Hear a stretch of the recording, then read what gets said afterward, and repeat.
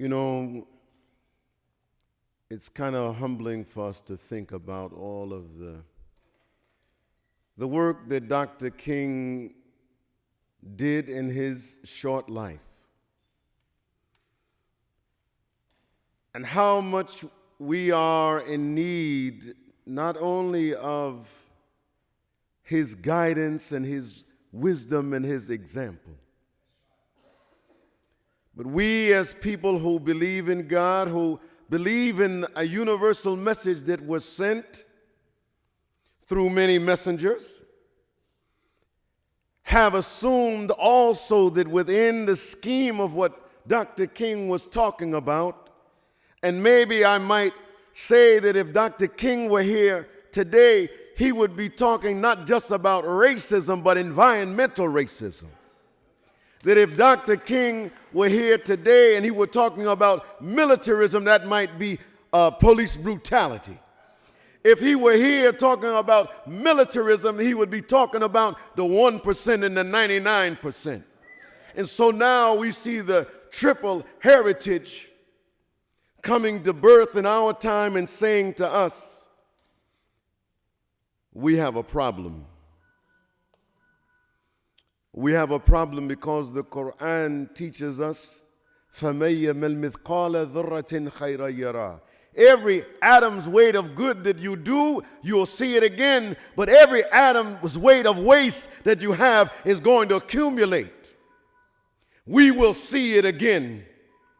We will see the errors of our inaction or the reward of our actions. The Prophet Muhammad said, don't waste water even if you're by a river.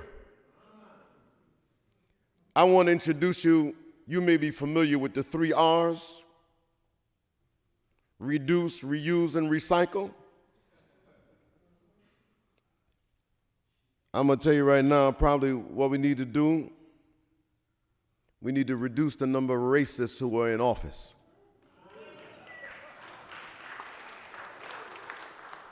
We need to stop reusing the same old politicians every election cycle.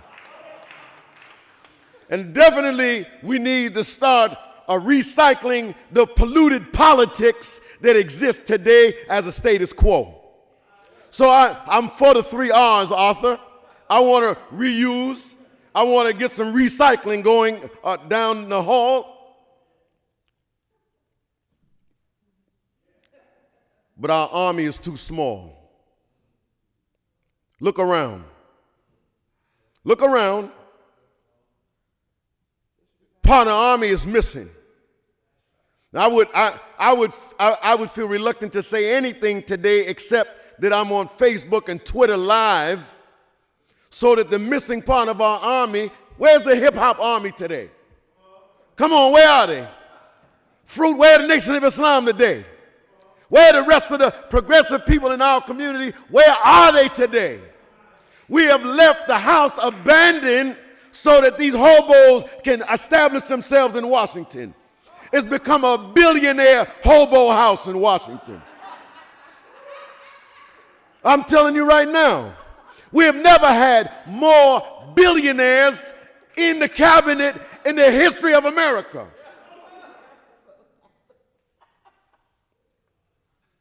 I'm not going to talk long, but I will assign you a task today.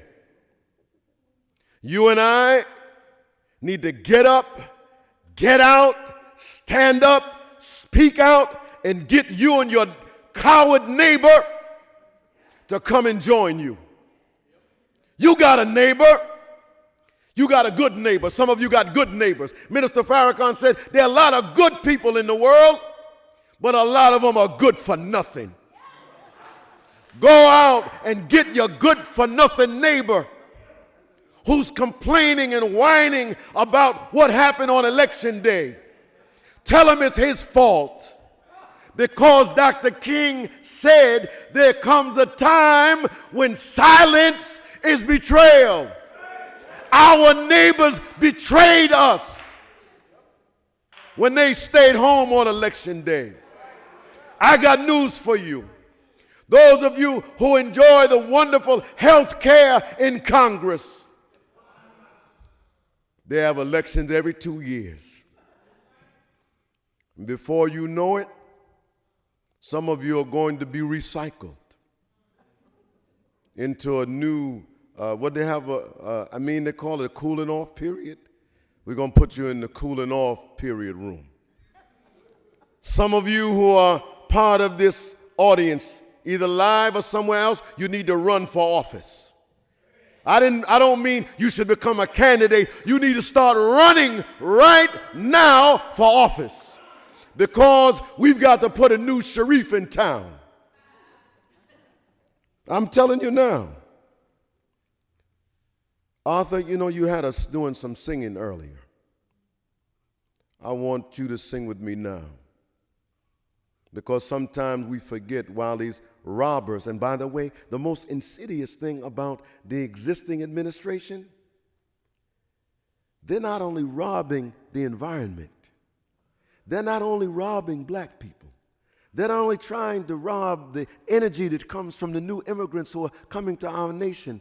They're not just robbing the normal cohort, they are actually robbing poor and working class white people. Now it's got to be criminal when in the name of racism you rob poor white people. And Arthur, you are exactly right. I knew that poor people who used to mine coal in West Virginia, I knew they were suffering. I didn't do anything about it. I knew that there were poor and working class white people who lost everything in the economic downturn. I didn't care. I was trying to get my Black Lives Matter on. I knew that there were people who their houses were underwater, middle class white people. I started saying, well, they had it good for a long time. Why are they crying now? I knew it. I didn't do anything about it. And now you get all upset when somebody tells them, you're poor and the system is rigged. And then they turn around and rob them in their racism. Brothers and sisters, we have a lot of work to do. And I am afraid of what poor and working class white people will do if they don't get what they were promised. So I ask God Almighty to strengthen you. Reach out. We need a poor people's march where we go into West Virginia and some of these Rust Belt places and learn how to organize white people who are going to lose their health care. The thief that's in the White House. If you think what happened before is bad, you wait until you see what these people will do if we're left alone. By the way, that 30-second thing been up for a long time. May God bless you, strengthen you, and make his face to shine upon you and give you peace. This land is your land. I want you to sing, this land is your land. From California, from the Redwood Forest, this land was made for you and me.